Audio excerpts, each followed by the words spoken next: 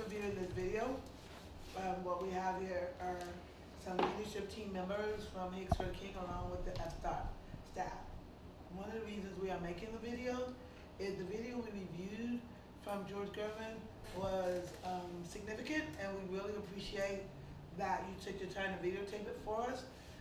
What we wanted to do though was kind of model some of the conversations we did not hear on the video that was sent to us.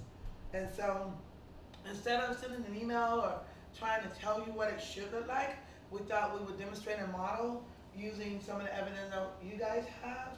So in this situation, I'm using some of Mr. Dominguez. So I'm Mr. Dominguez. Ms. Dixon is Mr. Villanueva, serving in the principal role. And these are other teacher leaders. Ms. Bonillas, Mr. Chung, and Ms. Shields. I know I shouldn't have eaten that. I have not spoken to Ms. Bonillas, Ms. Chung, and Ms. Shields about any of this. They haven't seen the video. I haven't even seen the video. But what I wanted them to do is learn from what we're doing as well as part of the leadership team.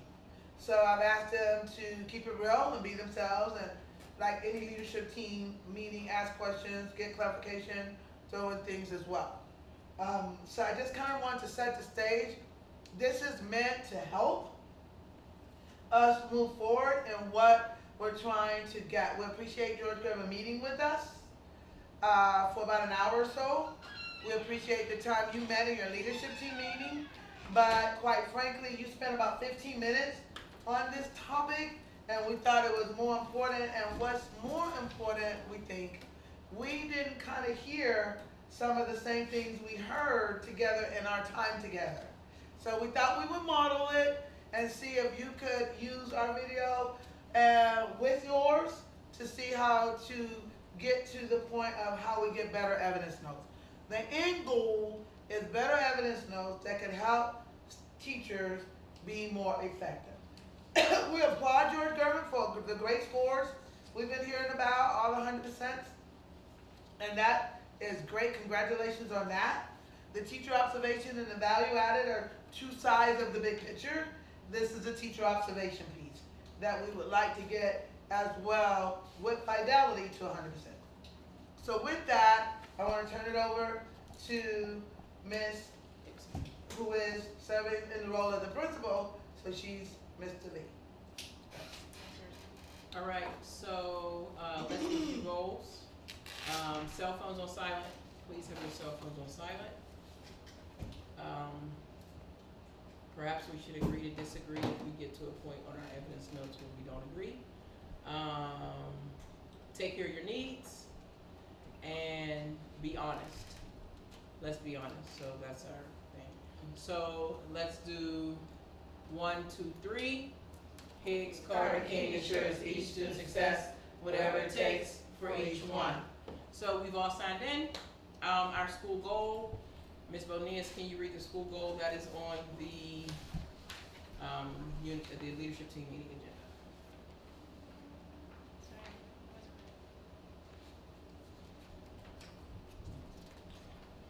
School goal, move reading to 85% from 60%, and math from 90% from 85%. Thank you, ma'am.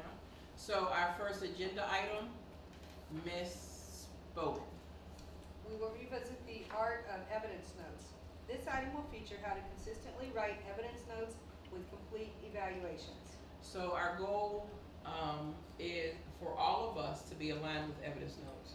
All of the evidence notes should look similar because there are protocols that need to be followed with our evidence notes. So what we're going to do with Ms. Yarbrough, that's sitting in as Mr. Dominguez, sorry. She's Mr. Dominguez. She's going to read her evidence notes to us. After she reads the evidence notes, we'll have a conversation. We'll practice writing evidence notes. This is all of our responsibility. So our outcome is for all leadership team members to understand the importance of the teacher observation with every step and how to write it in the most effective way so that we can give the teacher the maximum job embedded professional development through evidence notes, through taking notes while you're observing. So through scripting, through evidence notes, through the teacher observation plan, the teacher observation plan, as well as meeting with the teacher to get them to that. So our follow-up each week, every leadership team meeting, we're all bringing all of the entire teacher observation packet, and we're going to review. We're going to hold each other accountable to what's expected. So, Mr. Dominguez. So, can we pick one? Yes, absolutely. Which one? You can pick any. We have 12. Gotcha. I apologize. I apparently did write evidence notes for student engagement or active learning. Okay, so we have 10. Okay. Oh, okay. I guess differentiation. Okay. I wrote the teacher had different levels of assignments for the students' needs. And I'm not sure what's wrong with that, since that is true. Okay, let's go to the rubric to differentiation.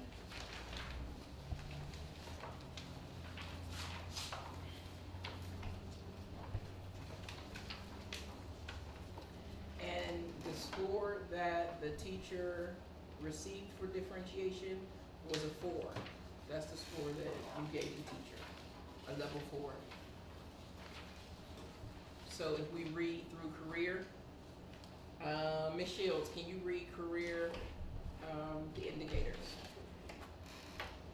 Okay, for career number 1, teacher displays significant understanding of each student identified learning needs. Number 2, teacher designs learning activities with student choice to encourage student interests and skills. Number 3, teacher alters instructional methods and learning activities to meet the individual needs of students, but does not alter standards. Okay, so one of the important parts of when writing evidence notes is for the rubric language to be in there. In order for a teacher to get a 4, they have to have mastered everything in 3. You can't move to the next level without mastering in 3. So, Mr. Dominguez. Sorry, I put it on. So Mr. Dominguez, tell us how the teacher displayed all of at least level 3, moving to move them to level 4. Say that again, I'm sorry. How did the teacher display these things that are level 3, based on your evidence notes?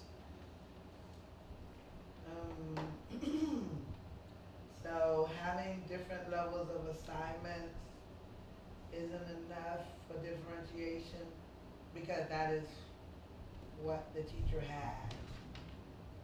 And you want me to match that to At one of least the the 3, indicators? yes. Or all, because in order to become a 4, you have to match it to all of the 3s, the careers. So the teacher had different levels of assignments because the teacher was able to alter the instructional methods and learning activities to meet the individual needs of students. But she didn't have to alter, or you did not have to alter the standards. So what are you telling me that should look like? Because that's what I meant. Okay, that's what you meant. Okay. Yes. So if we go to our sample that we have here Okay. and go to differentiation in there.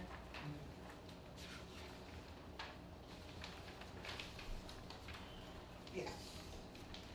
You want me to read that? Yes, ma'am. Teacher displayed some understanding of student learning. There were 2 students, one that sat in the front of the class facing the board, and one student that sat in the corner in the back of the room. During the pair share, the teacher went to each of these students to give them an opportunity to share what they learned and to answer any questions they may have had. Teacher incorporated student interest. Teacher asked, what is hypothesis? Hypnotize. Hypnotize. What is hypnotize mean? Should be what does hypnotize mean? Okay. The teacher then used the birthday girl's necklace to show them how they can be hypnotized. However, there was no evidence of designed learning activities with student choice to encourage student interest. and that was a 3 on this example, Yes, that was a 3. okay? So, the question is, what's the difference between the evidence notes that we just read and your evidence notes that you read to us? Well, there's a lot more detail in this one. Then, I know I only have one statement, are you saying that's not enough? That's not enough, because evidence notes is evidence. Anyone can jump in at any time, by the way. Well, the way I see it is you have, the teacher had different level of assignments for the student's needs. It doesn't specify that you're meeting each individual student at their needs. It How would I also- write that? Help me. So I'll go ahead and rewrite, because what I saw was that the different levels of assignments was because of different needs. I understand I didn't write it, so how would I write that? Well, To provide, if you go back and look at the other differentiation on the sample over here, it says there were 2 students, one sat in the front facing the board and the other one sat in the back of the room. And that could be one of the reasons, I mean, what was the reason they were sitting there? Could have been differentiation. That is the reason. They got distracted easily, so they needed to so I didn't have that in my see class. that so- clear, so she didn't have, Well, she just had different levels, like, this is the Spanish, so she had an intermediate Spanish maybe in there, a Spanish 1 in there, and a Spanish 2 and a so Spanish how 3. did she do that, besides just that, because you can differentiate? That was just different things. assignments. I saw them get different assignments. And now, that's How a good opening statement, but there's no. But tell me what to evidence. write. Okay, Oh, I can keep that as an opening statement? yeah, Okay. now you need your evidence. What was your evidence that I they had gotcha. different assignments? How do you know? Were they color coded? Did you look on one of them and one of them had 3 questions and the other one had 5 questions? How could you tell the students' needs? Like I said, the teacher had different level of assignments for the different students' needs as evidenced by the Spanish 1 students had a gold packet and the Spanish 2 students had the blue students. So I knew that the teacher knew where they were because they got a packet that represented where they were. Did the teacher say anything, do anything to Yes. show that? The teacher said things like, I'm giving each of you the packet for your area of need. Even if you're Spanish 1, but you're working at the Spanish 2 level, you got the blue packet. So even if you're Spanish 2, but you may be struggling with some pieces, you got the gold packet. So the kids knew which packet they were getting. So And I need to that's, put that you in need there. to put, Okay. quote the teacher. Gotcha, okay. The So- teacher said, I'm sorry. Well, can I just jump in and say, what you've written so far is following in the 1. Oh. If you look, it says teacher Wait, demonstration. wait. Sorry. If you go to number 1 novice, it says teacher demonstrates knowledge of students' learning needs. Teacher incorporates student interest into lessons. And 3 says teacher differentiates instructional methods or content. So that's what you're talking about right there. That's still not a 4. Yeah, I'm not there yet. I'm not through though, No. right? I see what you're saying. I'm just trying to get more here of what happened. And what you're saying to me is it still may not be a 4. Yeah. You haven't heard evidence of a 4 yet. Okay, and so I'm hoping we get there. Haven't had her. But I wanna type as we go so that I end up with something that's more consistent with what evidence notes should look for what I saw. And then I understand maybe you're gonna, maybe recommendations that maybe what I saw once I get it all in may not be a 4. Is that what you're saying? Yes. I understand that. Just give me 1 minute.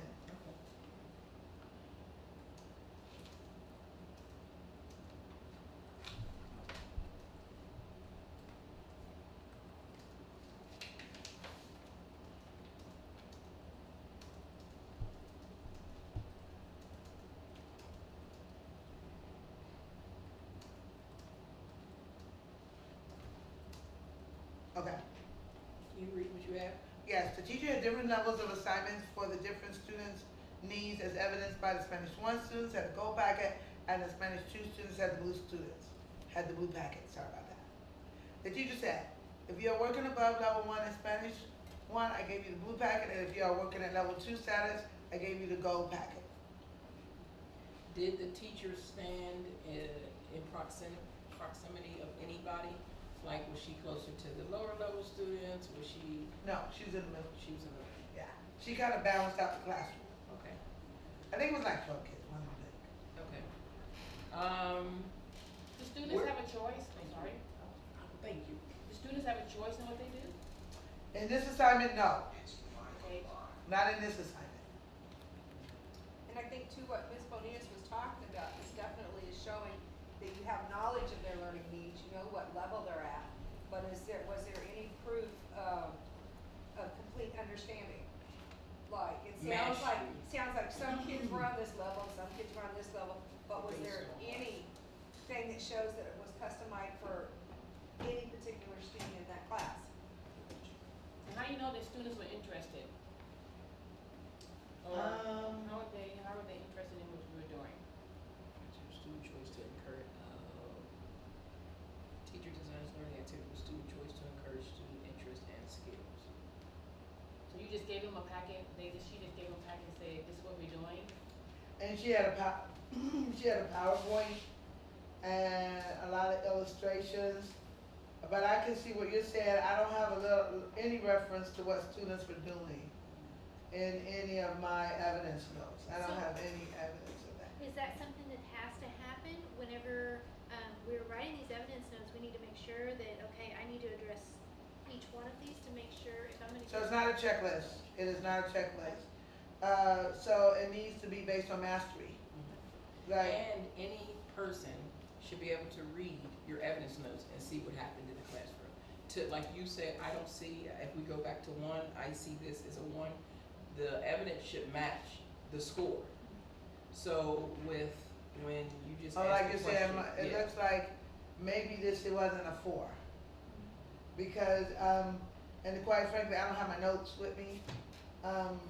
But I didn't reference students and anything students were doing. Everything, if we No, look at no. it, everything says teacher, the teacher, the teacher, the teacher, the teacher, the teacher, the But teacher. you know, cooperative learning, I did have here that the teacher had roles and responsibilities for each of the students and had them rate themselves. So that was on the cooperative learning one. But in the other ones, I don't reference that the students did anything. Quite frankly, it was so long ago. I don't remember if there was any, I don't remember what the student interaction was. And because I didn't reference in the evidence notes, I would have to go back to my scripting notes to see if I wrote down in terms of differentiation what the students were doing. Because she had a PowerPoint, she had a lot of illustrations, it was timely, she had a rubric for the assignment, but I don't have any evidence of what the students actually mastered. So I don't know if it was a 4 right now. I really think I need to double check this. But I do get the idea that I needed to have more substantive evidence of what happened in the classroom so anybody could see. What would be the however statement? Oh, so I think I can come up with one. Okay. Alright, so looking at the rubric, and looking at teacher alters instructional methods and learning activities to meet the individual needs of students, but does not alter the standards, I could write, however, based on what I remember, however, the students did not appear to know that they may have had a differentiated need. And that's straight from the rubric? Yeah. Like individual needs. I wanted to write it with the student point of view since I have a lot of things of the teacher in there. So I guess I could write, the teacher did not know, be an easier statement, but I kind of wanted to focus on the students since I haven't used the students that much. And so the students did not appear to know that they had different Well, yeah, aided needs. because the student is the expert level. If the student has the 5, and since it was supposed to be close to a 5, that would be, or however would be out of that. Well, and then I can have, and however, the teacher had different color packets, but for the different levels. But it was not clear that the students knew what was different about the packets. It was not clear that the students knew what they've mastered, like their mastery. Okay, knew what they were mastering, or what they were supposed to master. They were supposed to master. So, if I'm hearing this correctly, if students know what they're supposed to master, and if the packet is differentiated for the student need and they know their needs, that will make their learning more effective, and they're more likely to master the content. And if I can explain this to the teacher, then she knows how to improve her lesson for next time. And she knows how to read each of the indicators and improve her lesson with each. She can actually go to this indicator herself and say, oh, okay, this is talking about the learning activities need to meet the needs but not change the standard. I need to have evidence of that. I think you get it. So as we just went through this, I would like to ask, what is supposed to be in evidence notes? We went through this in teacher observation training. We write them this way. What are the things that should be in evidence notes? So let's take 20 seconds and write down what's supposed to be. We did it with this one, but what's supposed to be in evidence notes? 20 seconds starts now.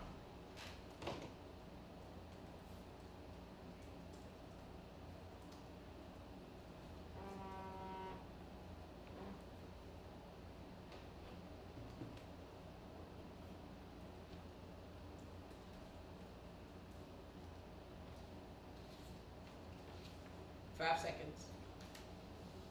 5, 4, 3, 2, 1. Pencils down. Evidence. You can't Miss show Rich, which one is Well, good with everything that we just did, evidence, right? Evidence. Okay. Evidence is supposed to be direct quotes. So whatever one that you hear that they did, that you don't have written down, please add it to your list. Evidence, direct quotes, you already had one. And however statement. A however statement, Language from the rubric. rubric language. Let I was gonna say statements to reflect the rubric language, with the evidence to back up the statements. And it's factual, it's what you see, Oh, factual, Facts. not opinions. not opinions. All right, so So I I wanna did say- have a fact in here. I didn't have enough evidence to back it up. I didn't have a however statement. I didn't have a direct quote, and I didn't have any rubric language. So I had at least one thing. I had a fact, and so what I'm getting is that I need to add more of these things. Why though? Why is all this important? Isn't this just paperwork? Well, like you said earlier, whenever you were talking about it, you said, I need to go back and go to my script. If it were here, then you have that evidence to fall back on. So that's one point. And like Ms. Dixon said, you gotta be able to read the evidence notes and see from the evidence notes alone, without seeing the teacher or a video, that it actually is a 4. It has to support the score, that it's between a 3 and a 5. And looking at that, actually have to help the teacher that you're speaking with to actually reflect on what she needs to do to improve for the next time you come in to observe her. So these factuals will go right back. There's nothing you can argue about because it's just what's happening in there. And you'll be able to go back to the rubric using that rubric language to match it up with the rubric to get an understanding of what you really need to do. So at this point, differentiation might not have been a 4, because I don't remember. And I need to go back to the notes to see if there's more evidence to support a 4. And the post-conference plan, we're not there yet. but of course, the evidence notes lead to the post-conference plan. And the post-conference plan is the strongest professional development that any person can get, because it is directly what I actually saw when I walked in your classroom. And it is, you can move on every level as a whole from your post-conference plan, especially with, here you go, Ms. Bonez, here's your evidence notes to revisit. And I know some people say that the teachers don't revisit, but if you train teachers from the beginning in unit meeting to revisit the evidence notes, how did you move here? When I come through, I'm gonna watch you with differentiation, because I see differentiation, you got a 1. Based on these evidence notes, you received a 1. So when I come in, I'm going to, so all of this is tied together. The evidence notes isn't an independent document. It goes with the post-conference plan, it goes with the walkthroughs, it goes with the whole teacher. So even in choosing the outside professional development that you get. So this isn't an independent document. It's not just, oh, we need to do paperwork to turn in, but it moves the teacher, it makes the teacher far more strong than the outside professional development. It is ongoing because you're looking back and you continue to grow based on the evidence notes what you have written on the teacher, and that teacher can be able to go back and, like you said, continue to grow on that. But think of the power if you go to if I observe Ms. Bowman and I say, Ms. Bowman, bring all of your evidence notes here. And what if Ms. Bowman's learning goal is the same on every single one? Right. She hasn't grown. She hasn't moved with learning goal. And you want to be able to see that, oh, this time I referenced it one time, but next time I'm gonna reference it, throughout the lesson, and then at the end see if they actually mastered it. So. And then I would also say, if I read the evidence notes and I look at these examples, and I'm trying to learn, I would think, oh, that's all I have to do to get a 5, and it's not the proper. That's good. That's good. Yeah, I'm done. I don't have to work on Right, that. right. Oh. That's good. That's good. And you know what connection I just made with And that? this was in November, Right. so that Mhm. teacher might not have grown. Okay. And as a leader, it helps you, like you said, how could I reword this so that teacher can actually understand? Because you can give it to them one way, and then thinking of another way that you can actually get that teacher to understand what you need them to do to grow. Alright, so,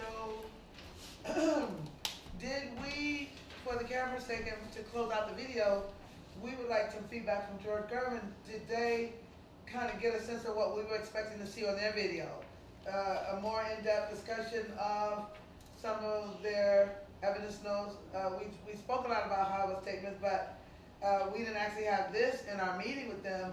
But on the video they gave us, there was no reference to, They didn't pull out any evidence. they didn't look at any, did they have the rubrics there? So we would like them to have the rubric at there, and maybe an example of a well-written one to compare it with, and so that's what we modeled. So hopefully to the George Gervin staff, that is what we wanted to see. We're not asking you to redo your video, we are asking you to learn from what we just tried to model, is what we expected to see on your videos, what you saw in our meeting with you, and that was, we had the rubric, we had some evidence notes that we were comparing for, and we had an example. And we rewrote. And we rewrote during the leadership team meeting. When you guys sent the video back to us, we didn't have evidence of that. So we need you to make a note of this and make a connection, maybe give us a reflection on what we will see at the next leadership team meeting that you have to schedule now, because now we need to talk about how we're gonna correct some of these going forward. So I think what we'll ask Jesse for is some feedback, maybe some pluses and deltas, or not pluses and deltas, like a formative assessment problem. Something like 3 things I learned, 2 things I'm okay with, 1 thing I know is gonna be different. That's what we'll do. We'll ask for a triangulation from our video compared to their video and what they have learned, and then we can release the checks.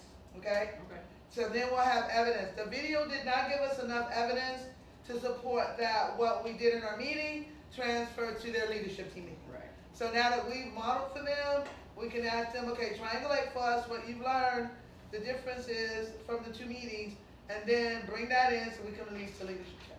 Yes. Okay, thank you so much.